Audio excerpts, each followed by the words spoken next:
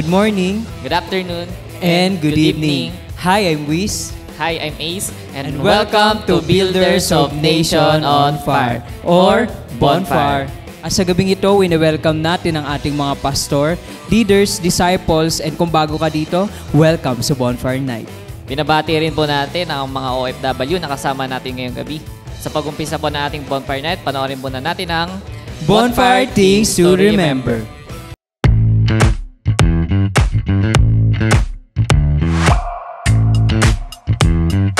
Here are your bonfire things to remember.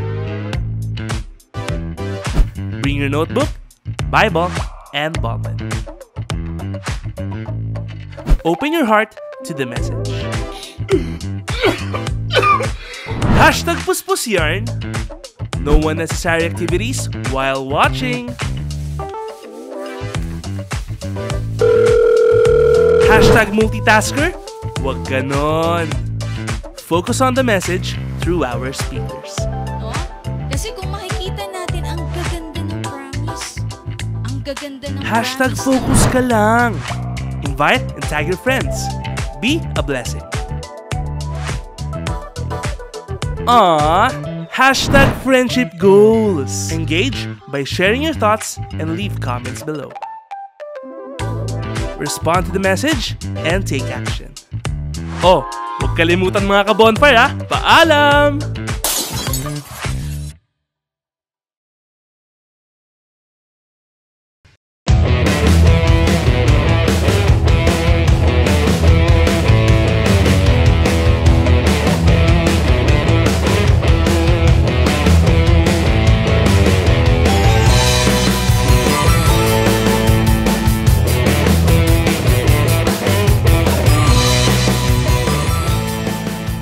Ayan, so napaalalahanan po tayo sa ating Bonfire Things to Remember sa mga dapat nating gawin at syempre sa mga hindi dapat nating gawin. So ngayon, in-encourage ko yung bawat isa na tayo ay mag-engage sa ating comment section habang tayo ay nasa Bonfire Night. Amen to that. At sama-sama po tayo tumayo. Sabayan po natin ang CJS Philippines Worship Team sa pag-awit ng papuri para sa ating Panginoon.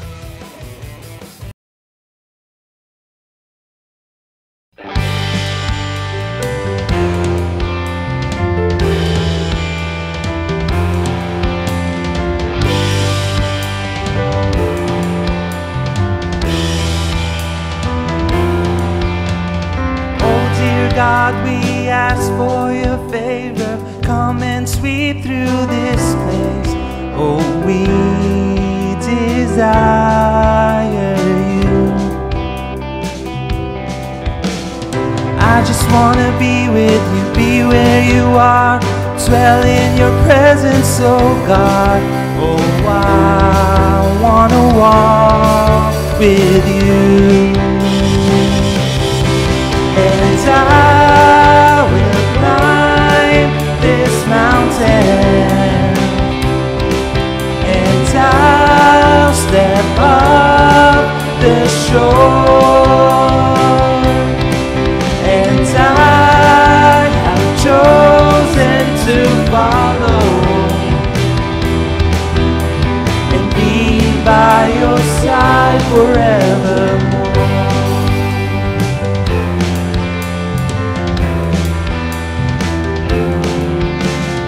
Tell me what you want me to do, Lord God. Tell me what you want for my life. It's yours, oh God, it's yours. Do your will, have your way. Be Lord God in this place. Oh, I want your will to be done. And I will climb this mountain, and I'll step up the shore, and I have chosen to follow and be by your side forevermore. Come on, church! And I will climb this mountain, step off the shore,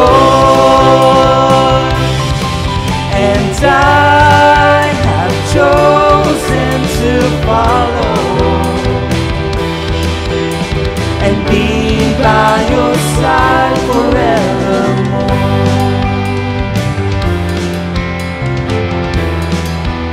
Yes, Lord.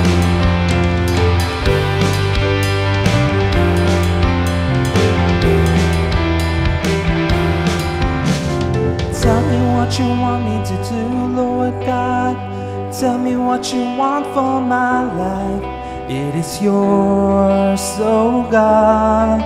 It's yours. Hey!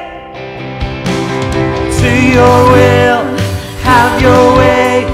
Be Lord God in this place. Oh, I want your will to be done. And I will climb this mountain, and I'll step up the shore, and I have chosen to follow and be by your side forevermore. And I will climb this mountain, and I'll step up the shore,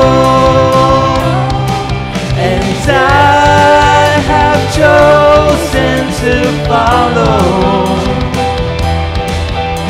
and be by your side forevermore.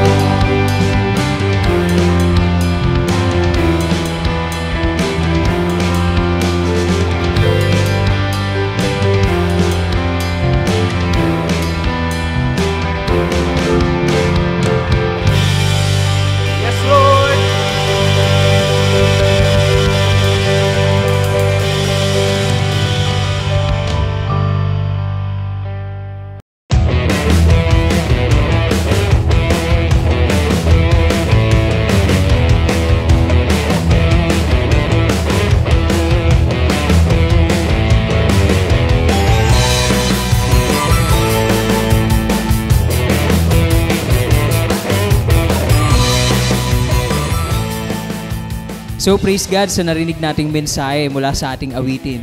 So I just want to remind all of us na tayo ay maging actively engaging sa ating comment section at syempre prepare our hearts and our minds sa maririnig natin na mensahe mula sa ating bonfire speaker. So for our speaker for tonight, she is one of the primary leaders of CJS Paliparan, a leader of leaders, one of the teachers of Life Class, and a professional.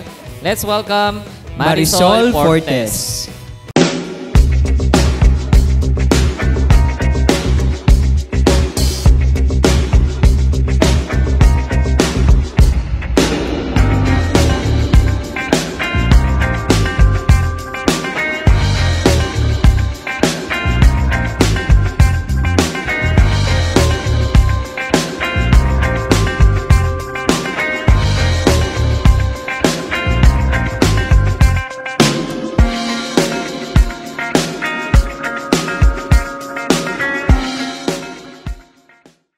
So, isang magandang gabi po sa lahat ng ating mga bonfire viewers. Ina-acknowledge po natin patuloy ang ating mga ginagalang na ating mga pastor mula sa CGS Las Piñas, si Pastor Rami, si Ma'am Del po, sa aming CGS Paliparan po, si Pastor Raymir, at ang aming assistant pastor na si Pastor Erwin Merales. Sa ating CGS Gawaran, in-acknowledge po natin yung presence na ating pastor, Pastor Jun Colo and Pastora Croning. And sa ating CGS Tondo, si Pastor Jess and si pastora na kanyang asawa po. So magandang gabi po sa lahat sa atin. Pasensya na po. So tayo pong lahat ay manalangin sa oras na ito para po tayo ay patuloy na samahan at gabayan ng ating Panginoon sa oras na ito.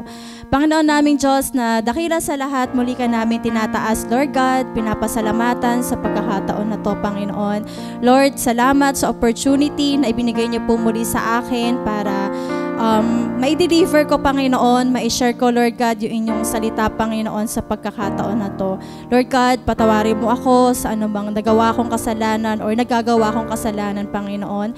Pakalinisin mo po ako sa oras na ito, Panginoon. I-humble mo po yung aking puso, Lord God.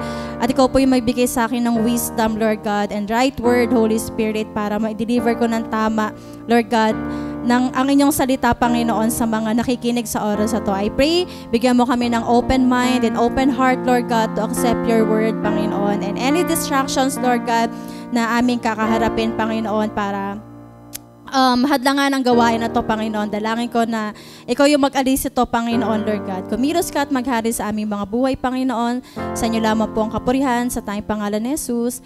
Amen and amen. So, yon. So, welcome po ulit sa ating bonfire night. So, yan sa mga nasa kani-kanilang tahanan, sa mga naka-join po sa ating online live streaming.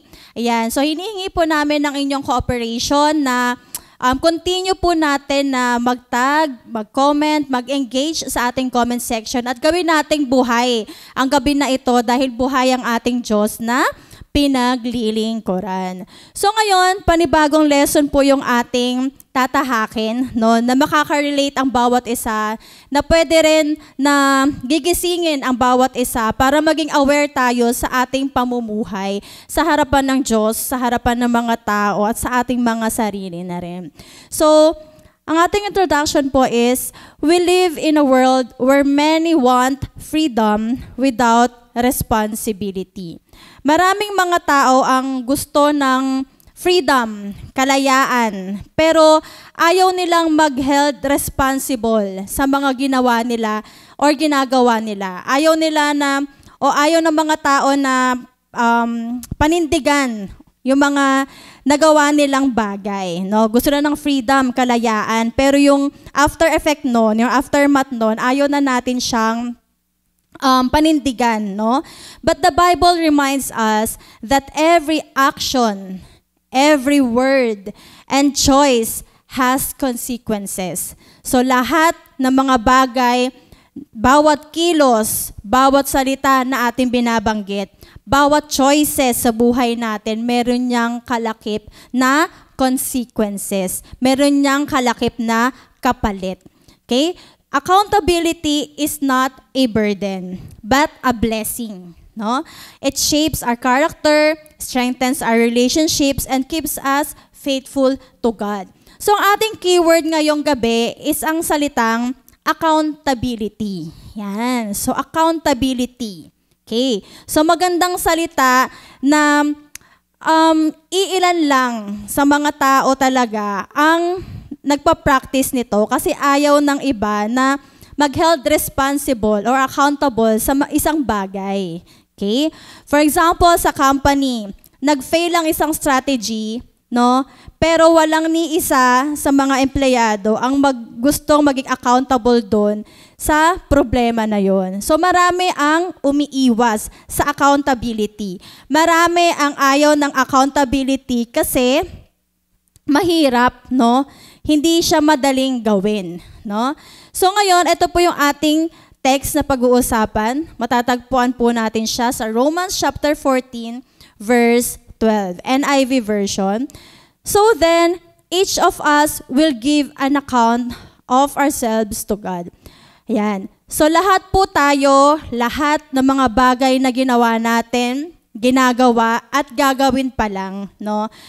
Lahat tayo dito sa mundo na ito, maliit na bata, teenager, adult, no?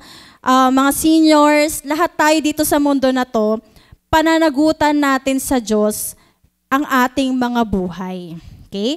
So ang ating pong topic for today, for tonight is living with accountability before God and others. Okay? So lagi po nating iisipin na namumuhay tayo dito sa mundo nang hindi lang puro pansarili lang po natin. Hindi po tayo dito nabubuhay sa mundo na para bang ang buhay natin ay parang suntok sa buwan lang. So nabubuhay po tayo dito sa mundo na to kasi alam natin accountable tayo sa buhay natin before God and before other people. Okay? So ang question is, to whom we hold accountable to in our lives? To whom we hold accountable to in our lives? Kanino ba dapat tayo or kanino ba tayo accountable, no, sa buhay natin? Okay. So number 1, tingin niyo po kanino kaya tayo nag-held accountable, no? Number 1 is meron po tayong accountability to God, 'di ba? Kaya nga sabi po dun sa may text natin eh. So then each of us will give an account of ourselves to God. So since nalaman po natin na tayo ay accountable to God, no? When it comes to our service to the Lord, when it comes to our commitment to the Lord, when it comes to our lives, kailangan wina-watch nating maigi yung sarili natin, no? Yung buhay ko ba ngayon, masasabi ko na yung service ko ba sa Panginoon, masasabi ko na nag-glorify si God, no? Yung commitment ba na binibigay ko sa Panginoon ngayon, masasabi ko ba na nasasatisfy si God sa aking buhay? Yung talents, yung gift na binigay kaya sa akin ng Panginoon, na ma-maximize ko kaya yan para mag-glorify yung Panginoon? Or ginagamit lang natin yung gift, yung talent na meron tayo for nothing? Diba? Magaling kang kumanta, pero ang gusto mong kantahin, secular song. Ayaw mong ipagamit, malay mo, balang araw pala, maging backup singer ka. Or pinaka-the best, maging lead singer ka. Diba? Sa church, sa CGS Philippines. Pero dahil nahihiya tayo or ayaw nating ipagamit kay God, yung ating talent, no, hinayaan lang nating mabulok, hinayaan lang natin na hindi magamit for God's kingdom, wala rin siyang sense, no? So for example, yung assignment na iniwan sa atin ng Panginoon to go, no? Win and make disciples, no? Hindi natin siya ginawa, pero it is commanded by God na kailangan nating gawin, no? So as a disciple, we are also accountable to do the will and the commandments of the Lord Jesus Christ. Kasi nga sabi dito, 'di ba, pagdating ng panahon, pagharap natin sa Diyos, no, tatanungin niya kung ano ba yung service na ginawa natin sa kanya, 'di ba? Ano ba yung commitment na ibinigay natin sa kanya, no? Or paano ba tayo namuhay dito sa mundo na ito? Okay, namuhay lang ba tayo para sa ating mga sarili? Namuhay lang ba tayo para tayo ay yumaman? Namuhay lang ba tayo para tayo ay maging masaya? Namuhay lang ba tayo dito sa mundo na to para masatisfy lang yung sarili at yung ibang tao? Then, mag-isip tayo. Merong judgment day. Pagdating ng Panginoon, pagdating ng panahon, one day, we will all stand before the judgment seat of Christ. So kapag humarap tayo sa harapan ng Panginoon, mako-consider ba natin na yung buhay natin worth living? No? Mako-consider po ba natin na yung buhay natin ay maipagmamalaki tayo ng Panginoon? Or mako-consider kaya natin yung buhay natin na namuhay tayo according, no, to the principles of the Word of God? Okay, so sabi nga po dito sa may Hebrews chapter 4 verse 13, nothing in all creation is hidden from God's sight, no? Everything is uncovered and laid bare before the eyes of Him to whom we just give an account, no? Nothing is hidden from God. Alam ba natin na ang bawat kasalanan din po, bukod yan sa commitment sa service natin na binigay sa Panginoon, alam ba natin na ang bawat kasalanan na ginagawa natin ng palihim, akala natin tayo lang ang nakakakita, nakikita yan ng Panginoon. Everything is uncovered before God, no? Lahat ng yan ay hayag sa Panginoon.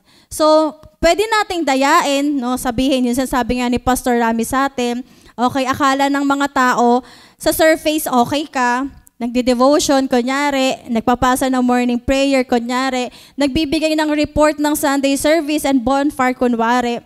No? Pero, dinadaya natin ang Panginoon. Nagpapasa ka ng morning prayer na picture pero di ka nag-pray. Nagpapasa ka ng devotion pero burado naman, hindi mo naman pinapakita anong date, anong verse, di ba? O kaya naman nagpapasa ka ng report pero peke. Di ba? Nothing is hidden from God. So except for that po, no, the way din tayo mamuhay, no? Baka naman sa surface okay tayo, nagse-serve tayo kay Lord, nagse-cell group tayo, no? Nagpe-pray, nagde-devotion, pero meron tayong hidden sin na ginagawa, no? We can never ever deceive God. Nothing is hidden from Him. No, maitatago po natin 'yan sa mga tao, maitatago natin 'yan sa ating mga leader, maitatago natin 'yan sa ibang mga tao, sa mga dinidisciple natin, pero alam mo yun sa sarili mo kung meron kang ginagawang mali sa harapan ng Panginoon. At alam mo yun sa sarili mo na nakakita yan ng Panginoon. And I believe po na kapag ang totoong binago ng Diyos, ang totoong may relasyon sa ating Panginoong Hesukristo, no, hindi talaga tayo na nakakampante, no? Hindi tayo na tutuwa or hindi tayo talaga totally nakakampante kapag may nagagawa tayong pagkakamali sa harapan ng Panginoon. So kailangan lagi nating iisipin, kapag ginawa ko tong kasalanan na to, nakikita ako ng Diyos. No? Kapag may ginawa akong mali, alam to ng Panginoon and hindi siya nalulugod sa ginagawa ko. No? So ano yung magiging response natin doon? Alam ko na hindi siya malulugod and balang araw, alam ko darating yung time, may consequences to. No? So masakit lang yun na gumagawa tayo ng mga hidden sin after doing yung mga ginagawa natin sa service natin sa Lord. No? Na akala natin walang consequences, pero mali po yun. Sabi dito, balang araw, sisingilin tayo ng Panginoon sa bawat kasalanan na tinatago natin. And it's really hard talaga na humarap tayo sa Panginoon, naglilingkod, naglilid, nagpipreach, nagtiteach, pero alam natin sa mga sarili nating may mali sa atin, and balang araw, kapag hindi tayo nagsisi, sisingilin tayo ng Panginoon. No, yung buhay natin, no, ayusin po natin, ayusin ko, ayusin ng bawat isa, kasi balang araw, si Lord ang maniningil at hindi natin magugustuhan yung magiging resulta nun.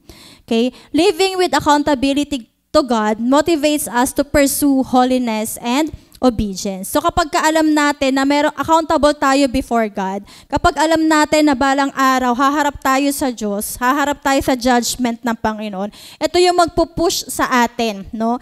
Para mas sikapin yung mga sarili natin na mamuhay ng may kabanalan, no? Mamuhay ng merong obedience before God. No? Kasi kapag alam natin na hindi tayo accountable to God, no, hahayaan na lang natin yung mga sarili natin mamuhay sa mali, mamuhay sa hindi tama, mamuhay sa disobedience, 'di ba? So ayun yung po yung lagi nating iisipin. Hindi lang to dahil alam nating mali, pero alam natin pagdating ng Panginoon, pagdating ng panahon, magsusulit tayo sa Panginoon. Okay? So second po is, to whom we hold accountable to in our lives. Number 2, bukod daw sa Diyos, of course, na dapat panatilihin natin yung ating mga buhay ng naaayon at nararapat sa harapan ng Diyos. Pangalawa, we also have the accountability to others. No? Meron tayong accountability sa mga tao sa paligid natin. Pag leader ka, you are accountable to your disciple. Kapag pastor ka, you are accountable to your flock. No? Kapag disciple ka, you are accountable to people around you. No? Accountable ka rin sa leader mo. Okay? Sabi po sa Galatians chapter 6 verses 1 to 2. Brothers and sisters, if someone is caught to sin, you who live by the Spirit should restore that person gently, but watch yourselves, or you also may be tempted. Carry each other's burdens, and in this way, you will fulfill the law of Christ. So yun, hindi lang po tayo lagi nating iisipin po na accountable tayo sa buhay ng mga kapatid natin.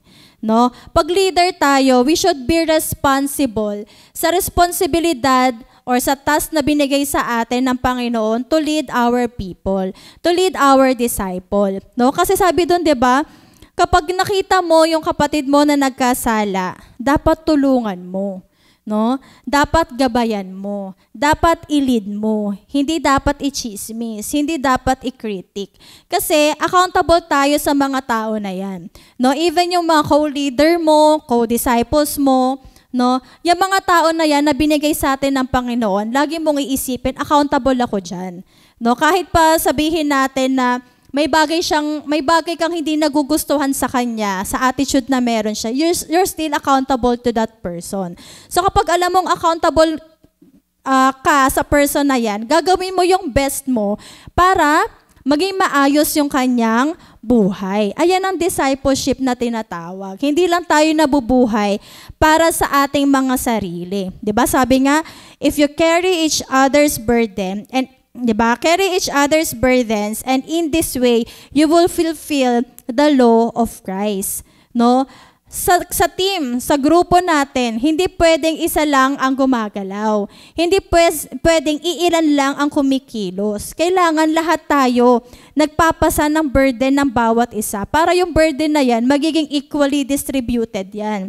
So kapag equally distributed po yung burden sa grupo natin, mas madali siyang dalhin. No, mas madali siyang i-carry. Pero kapag ang isa diyan pabigat, no, hindi tumutulong, mas magiging mahirap yung burden, mas magiging mahirap dalhin yung load, 'di ba? So ganun din po sa bawat isa sa atin. So I am accountable to my disciple. If you are a disciple, you are accountable to your leader, no? Tulungan mo si leader. No, tulungan mo yung mga mahihina. Pag nakita mong nahihirapan sila, tulungan mo sila, palakasin mo sila, gabayan mo sila, 'di ba? So kapag nakikita mong meron kang kumbaga meron kang maitutulong sa isang tao, kahit hindi yan sa church, kahit sa company, or kahit sa school, 'di ba? Gagawin mo yung best mo para matulungan din sila kasi we are accountable to other people also. As members of the body of Christ, we are called to bear one another's burdens. Yan. So 'di ba? Masakit 'yon kapag si leader siya lang kumikilos sa grupo. Masakit kapag si cell leader, siya lang yung nag-OVE, siya lang yung nag-consolidate, siya lang lahat yung gumagawa. Pero 20 kayo sa grupo, pero siya lang lahat yung gumagawa. No? So dapat, ang responsibilidad natin as a disciple, tutulungan natin si leader. Leader, ano ba yung pwede kong matulong? Ano ba yung pwede kong gawin? Ano ba yung pwede naming maiambag sa grupo para hindi ka naman mahirapan? Para mas maging magaan yung load, mas maging magaan yung burden. Okay? So, ayun po yung lagi nating isipin. So, as a leader, dapat marunong din po tayo mag-strategize. Ano yung gagawin kong way para matulungan yung bawat tao sa network ko para naman sila ay matuto maging responsible or accountable dun sa task na binigay natin sa kanila. So, ano po yan? Kumbaga, kailangan tulungan po yan ng leader and ng isang disciple. No? Pag dumating yung time na meron naman siyang problema, meron siyang mga pinagdadaang pagsubok, diba? Hindi naman tayo yung tipo ng mga disciple or mga Christians na hindi natin sila tutulungan. Pag may problema sa finances, lapit ka kay leader. Leader, ano ba? May problema ako sa finances. Hindi ko to kasi kayang i-handle. Baka pwede mo naman akong tulungan, mapahiram ako. Mapapahiram ka ni leader, minsan nga hindi pa yan maniningil eh. Pero wag tayong dumating sa point na sasamantalahin natin si leader in ibang tao kasi akala natin accountable sila sa atin. Pero tayo, nakalimutan na natin yung part natin that we are also accountable to them. So pag mahiniram ka, bayaran mo. Diba? Pag mayroon kang kinuha, ibalik mo. So, ganun lang din po yun. So, accountability partners help us overcome weakness and sin. So, malaking bagay din pala na meron tayong mga tao sa paligid natin na kapartner natin when it comes to accountability. Diba? For example, ikaw si disciple, ako si Sol, accountable ako kay Ate Cynthia, 'di ba? So since alam ko accountable ako kay Ate Cynthia, kapag nakita ko siyang late sa gawain, magre-remind ako sa kanya. So kapag pag wala akong pakialam sa kanya, kakayaan ko lang siyang late palagi. 'Di ba? So, ibig sabihin lang nun, maghanap ka ng isang tao, no? Or either dyan sa group mo, right persons and right people na yan na binigay sa'yo ng Panginoon. Those are the people na magiging partner mo na, tulungan mo ko ikaw accountable sa akin. Tapos, accountable ako sa'yo. So, ibig sabihin, pag nakakita mong ano na yung buhay ko, mali na yung landas na tinatahak ko, mali na yung path na pinupuntahan ko, tulungan mo ko i-remind mo ko 'di ba? So may mga ganun ba tayong may mga partners ba tayo na accountability partners, lalo na sa service natin sa Panginoon, para matulungan tayo na ma-strengthen yung weakness na meron tayo, 'di ba? Tapos mailayo tayo sa mga mali. Okay? So, ayun po yung lagi nating iisipin. We need each other, no? And we are accountable to everyone. Lalo po sa ating church, no? Lalo po sa kapwa nating disciple. Kasi yung legacy na tinutukoy na yan, yung legacy na ini-aim natin, hindi yan mangyayari kung tayo mismo sa loob ng church, hindi tayo nagiging accountable sa bawat isa. Hindi natin tinutulungan yung bawat isa para tayo ay mag-grow, para tayo ay mas lumago, or para maiwasan natin yung mga bagay na hindi naman makakatulong sa service natin sa Panginoon. Then, being answerable to others promotes humility and builds trust. Diba? So, kapag nakita ng iba na tinutulungan mo sila, no, na maayos yung personality, yung character na meron sila, diba? Mas nagtitiwala sila sa'yo. Sa loob ng company, may mga tao tayo ni-reach out. Sa loob ng campus, may mga tao tayo ni-reach out. Pag nakita nila na, parang pwede naman akong pabayaan na lang ni Wiz sa gantong trabaho pero bakit tinutulungan niya ako, 'di ba? So in that way, matutulungan din natin sila na mas magtiwala sa atin at mas makita rin nila na ano pala tayo, concerned din pala tayo sa kanila, no? Concerned din pala tayo sa tinatrabaho nila. Concerned din pala tayo para sila ay mag-grow and mas mag-develop. Okay? So, yun po yun. So, ngayon ba, sige nga, itag nyo nga, i-mention nyo nga yung mga accountability partners ninyo. May feeling nyo ba, yung partner na yan, by hook or by crook, no? Kahit masaktan ka, kahit ma-offend ka pa, walang pakialam yan, di ba?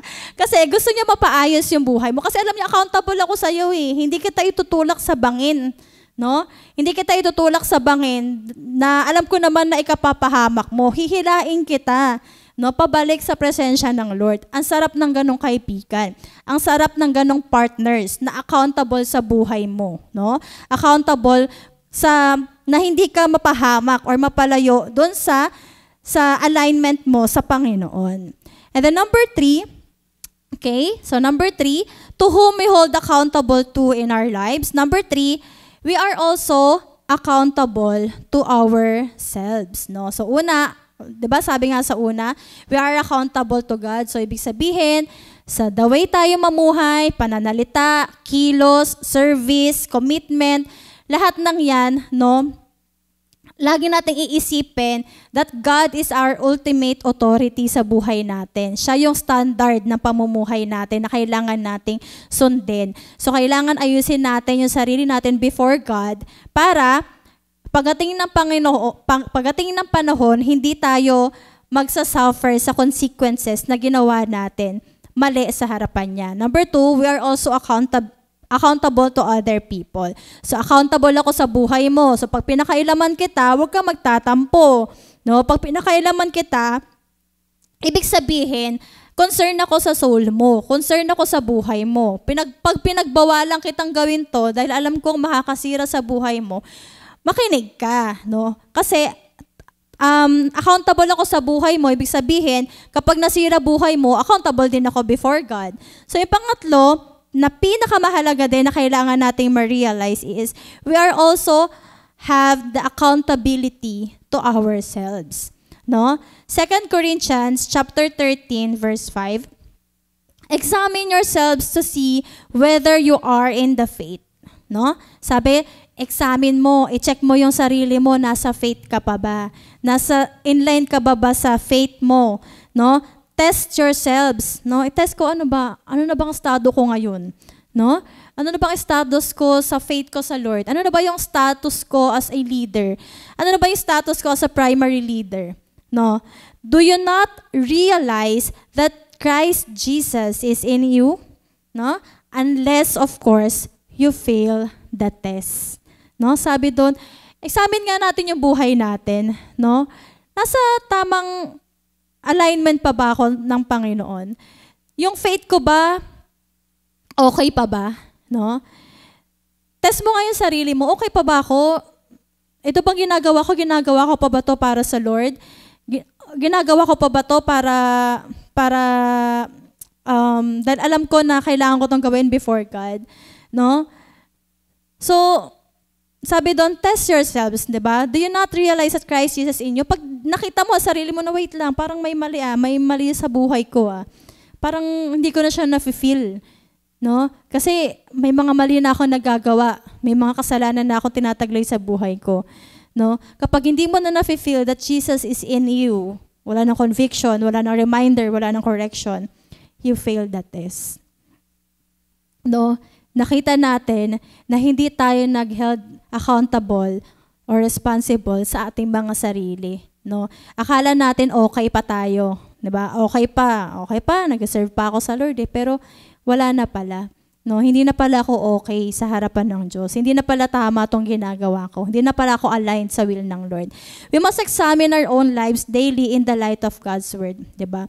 Kailangan ikaw sa sarili mo, accountable ako sa sarili ko. Diba? Doon sa may conference nga yung sarili natin, consider natin to na ito yung house natin. We are accountable to this house. No?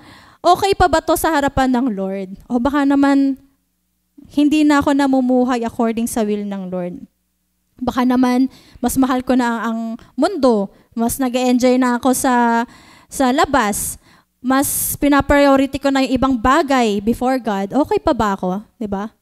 Accountable ka sa sarili mo. Hindi lang si pastor ang accountable sa'yo. Ikaw mismo, tingnan mo, okay pa ba ako? Okay pa ba yung service ko sa Lord?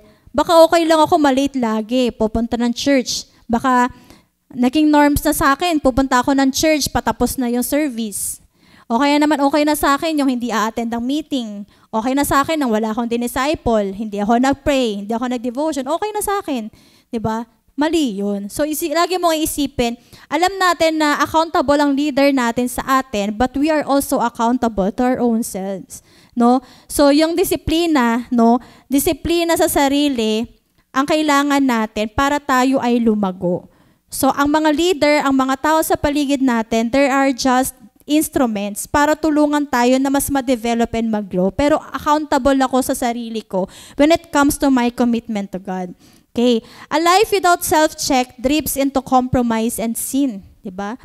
Baka dahil akala mo hindi ka accountable sa sarili mo, ayan, nakikita mo na yung sarili mo, nakikipag-compromise ka na sa mga mali. Nakikipag-compromise ka na sa kasalanan. Niyayakap mo na pala yung mali, niyayakap mo na yung kasalanan. Nag-enjoy ka na pala sa kasalanan. Kaya pala wala ka ng time mag-cell group. No? Kaya nga sabi dun sa nabasa ko sa may Facebook post hindi naman, kumbaga, yung backsliding, hindi siya nangyayari ng overtime lang.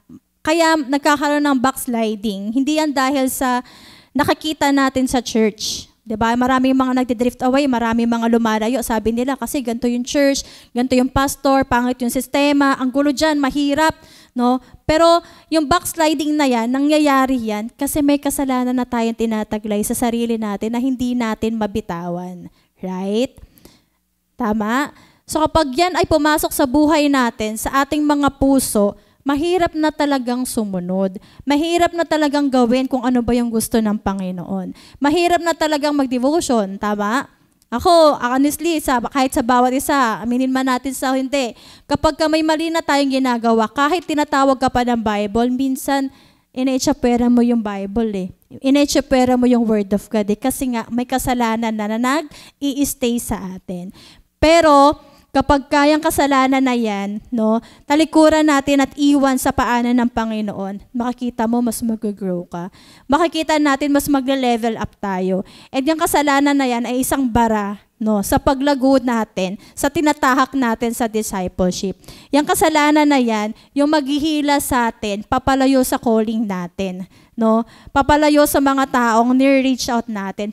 Papalayo sa mga taong dinidisciple natin. But if you think at you are accountable to yourself, aayusin ko yung sarili ko.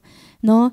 Ayoko ng ganto, no? Ayoko nang naapektuhan yung utak ko. No? O kapag ikaw ay lalaki, may nakita kang maganda na unbeliever, ayoko na apektuhan yung puso ko kasi accountable ako sa sarili ko eh. 'Di ba? Accountable ako na pangalagaan tong puso ko. Accountable ako na pangalagaan tong katawan ko. So hindi ako magpupuyat, no, hindi ako magbibisyo. Accountable ako sa sarili ko, hindi ako magpapalipas ng gutom. 'Di ba? Hindi ako kakain ng mga pinagbabawal, hindi ako puro kape kasi nagiging acidic na ako. You are accountable to yourself. So kapag nakaramdam ka ng sakit ng balakang, pakangasim ng sikmura, panghihilo, kasalanan mo 'yan kasi nga accountable ka sa sarili mo. So since we are accountable to ourselves, alagaan natin yung sarili natin para magamit tayo fully sa kingdom ng Panginoon. So yun lang po yung ating 3 topics. So ang ating conclusion po ngayong gabi ay, accountability is not about restriction but protection. So minsan kasi ayaw natin ng accountability kasi akala natin maraming pinagbabawal, pero ang accountability na yan, pinoprotektahan tayo niyan para mas maging maayos yung ating mga buhay. It keeps us aligned with God's will, strengthens our walk with others, and disciplines our hearts. No? Let us remember that one day we will give an account before God. So let us live responsibly, faithfully, and with integrity today. Amen? So yun po yung ating topic ngayong gabi. No, hopefully ito ay maka-enlighten po sa bawat isa. And actually itong lesson na to, sabi ko nga sa sarili ko, ang hirap ituro kasi alam ko sa sarili ko na para sa akin din to. Ang mga nagtuturo po dito, yung mga salita na sinishare ay una na nilang inabsorb.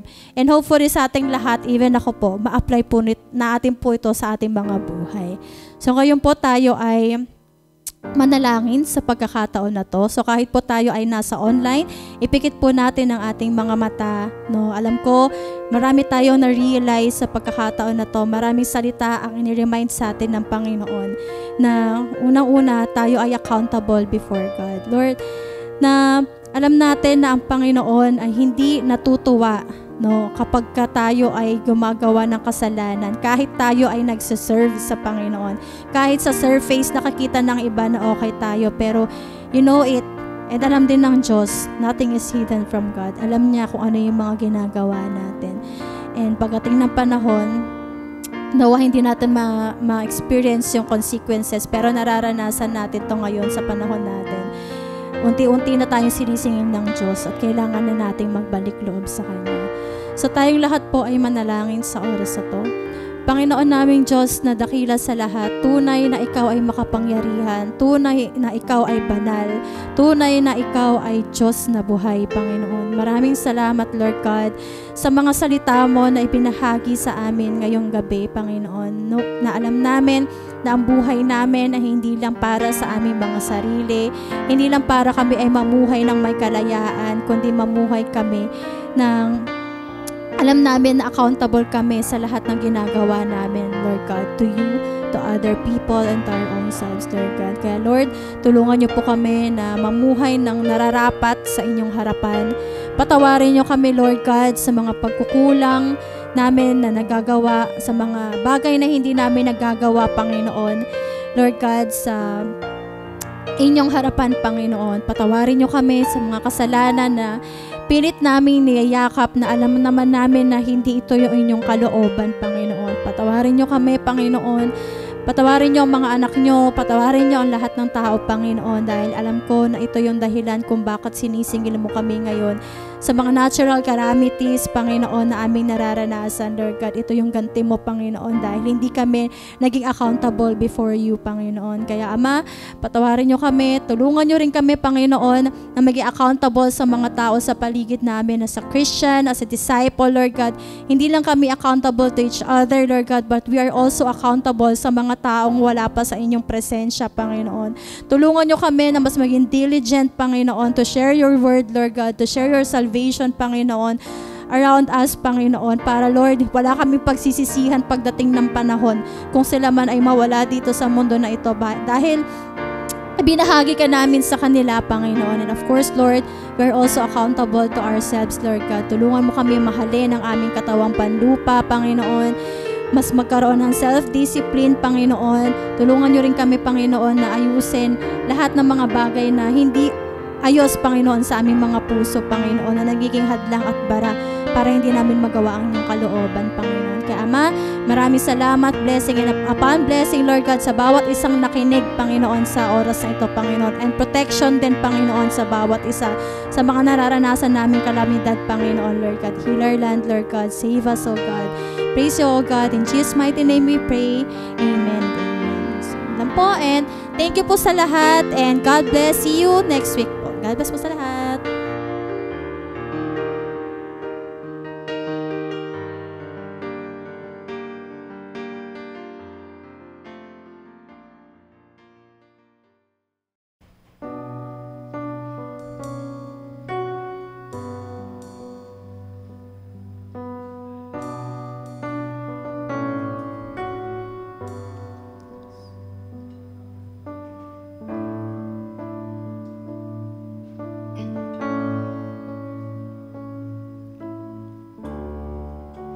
To your hands I commit again, with all I am for you, Lord. You hold my world in the palm of your hand, and I am yours forever.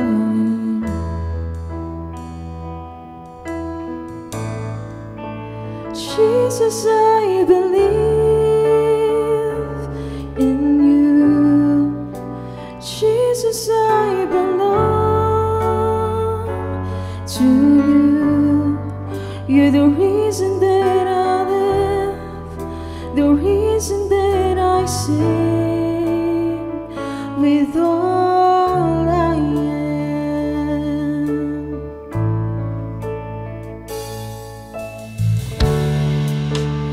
Walk with you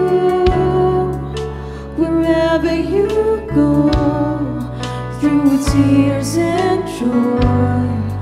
I'll trust in you, and I will live in all of your ways, your promises forever.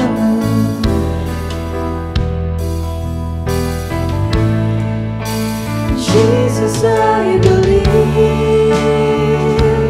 in you. Jesus, I belong to you. You're the reason that I live, the reason that I sing. Jesus, I believe in you. Jesus, I belong. You're the reason that I live, the reason that I sing.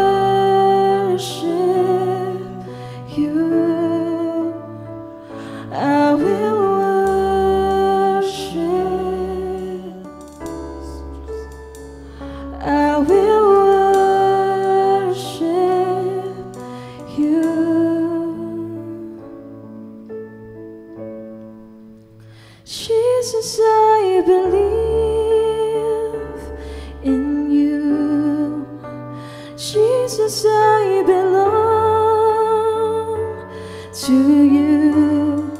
You're the reason that I live, the reason that I sing. Jesus, I believe in you. Jesus, I belong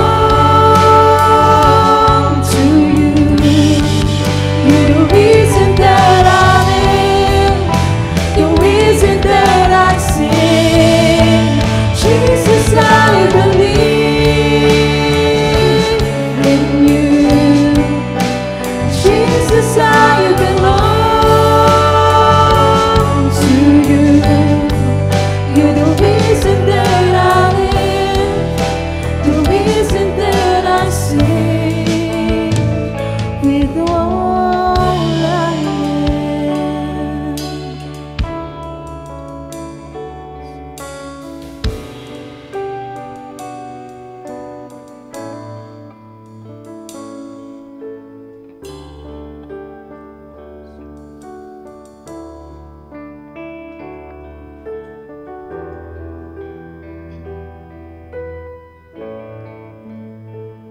I will worship.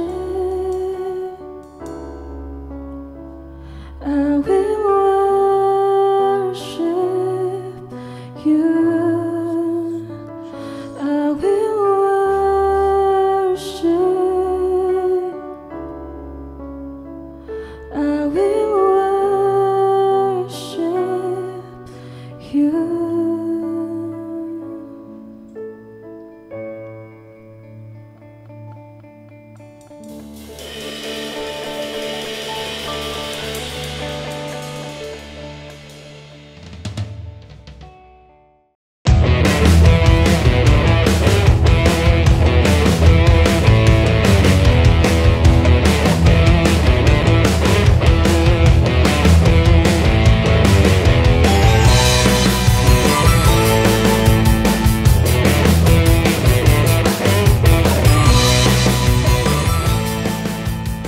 So thank you po Ate Marisol sa mensahe na ibinahagi mo sa amin ngayong gabi. Sa bawat isa, kung na-bless po tayo at marami tayong natutunan, i-share po natin ang ating mga takeaways using These hashtags.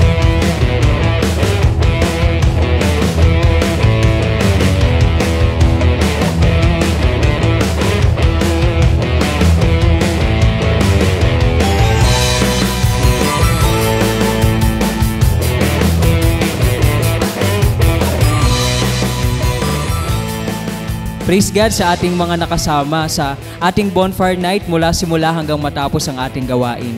And sa mga bago na wala pang cell group, ayan, meron tayong mga leaders sa comment section. Pwede nyo silang replyan o pwede kayong mag-private message para isa kayo sa mga makasama natin sa ating mga online cell group. And continually, we encourage everyone na suportahan natin ang ating mga social media site, ang ating CJS Philippines Facebook page, ang ating CJS Philippines Bonfire Facebook page, ang ating Instagram, TikTok, at ang iba pa nating mga social media platforms.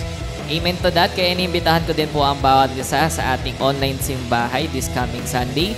So, Sabado pa lang ng gabi, mag-prepare na po tayo. Prepare na natin ating mga invites sa ating sarili sa pakikinig at pagtanggap ng mensahe na ihatid sa atin ng butihing pastor, Pastor Rami Hinares Jr. So, Thank you and God bless.